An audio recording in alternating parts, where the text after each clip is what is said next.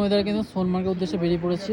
আর বেরোনোর পথে কিন্তু এখানে একটা হল্ট দিয়েছি সকালে ব্রেকফাস্ট করার জন্য।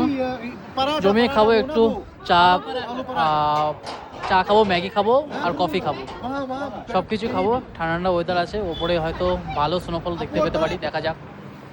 খুবই সুন্দর লাগছে ভিউটা। একটু ম্যাগি নিলাম, ভেজ ম্যাগি, নানা রকম ভেজিটেবলস আছে, আর কফি আর চা খেলাম। দারুণ ওয়েদার, ওপরে মনে হচ্ছে স্নোফল হচ্ছে, প্রচুর মেঘ করেছে আর ভীষণ ঠান্ডা। এই গ্লাভসগুলো কিনলাম, গ্লাভসগুলো জাস্ট 115 টাকা করে পড়লো। দুটো গ্লাভ নিয়েছি 230 টাকা দিয়ে, সস্তার মধ্যে হয়ে গেছে। যাক, একটু খাওয়া দাওয়া করে তারপর এখান থেকে রওনা দেবো, কারণ কি প্রচুর ঠান্ডা লাগছে, হাত পাত পুরো জমে যাচ্ছে এরকম ব্যবস্থা।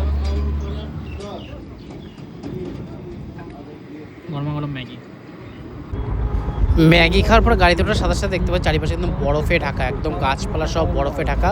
এখন থেকে কিন্তু সোনমার্গ টানেলটা আমরা ক্রস করিনি। আসল কথা, সোনমার্গে একটা নতুন টানেল উদ্বোধন হয়েছে, যেটা মোদিজি উদ্বোধন করেছে। এটা একটা শর্টকাট রুট হয়ে গেছে তার ফলে।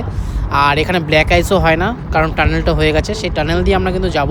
টানেলের এই পাড়েই এত বরফ রয়েছে, ওপারে যে কতটা থাকবে সে জানা নেই। যদিও আমরা চেক করে নিয়েছি, আজকে কিন্তু স্নোফলের চান্স একদম 100% আছে। স্নোফল আমরা দেখতে পাবো ওপরে গিয়ে, সেটাও তোমাদের সাথে শেয়ার করব। কিন্তু এখান থেকে যে অপরূপ দৃশ্য, আর এখানকার পাহাড়ের হাইট না অনেকটা উঁচু। মানালিতেও আমি গেছি, মানালিতে কিন্তু এত উঁচু পাহাড় হয় না, কিন্তু এই কাশ্মীরের পাহাড়গুলো উচ্চতা কিন্তু খুবই বেশি। সোনমার্গে তো বিশেষত বেশি মনে হলো। গুলমার্গে আগের দিন গেছিলাম, গুলমার্গে ভিডিও তোমাদের সাথে শেয়ার করেছি, কিন্তু গুলমার্গে কিন্তু সেরকম অত মানে বরফ থাকতে পারে, কিন্তু এত উঁচু উঁচু পাহাড় না, যেটা সোনমার্গে দেখতে পাচ্ছি।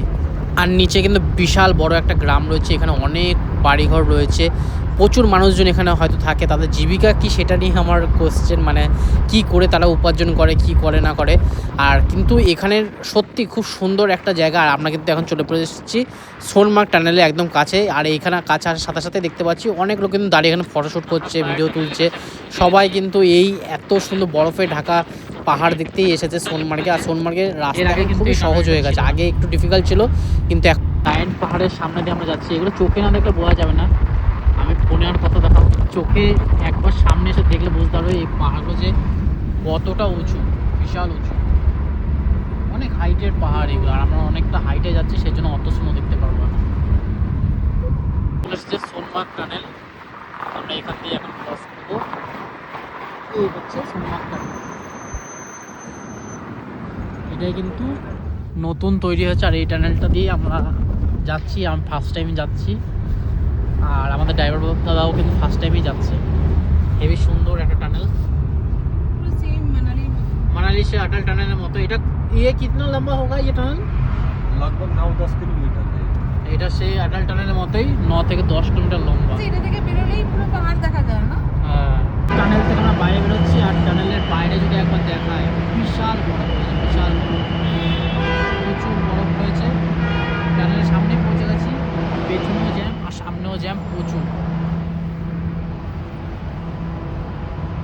যে দেখো সোনমার্গ টানেল থেকে যখন বাইরে বেরোলাম, এত সুন্দর ভিউ, জাস্ট অবিশ্বাস্য, খুবই সুন্দর। हाँ राइट साइड ये आता था नीचे से। अच्छा, हाँ वो देखो वो रास्ते से यहाँ आना। वो नीचे से आता था।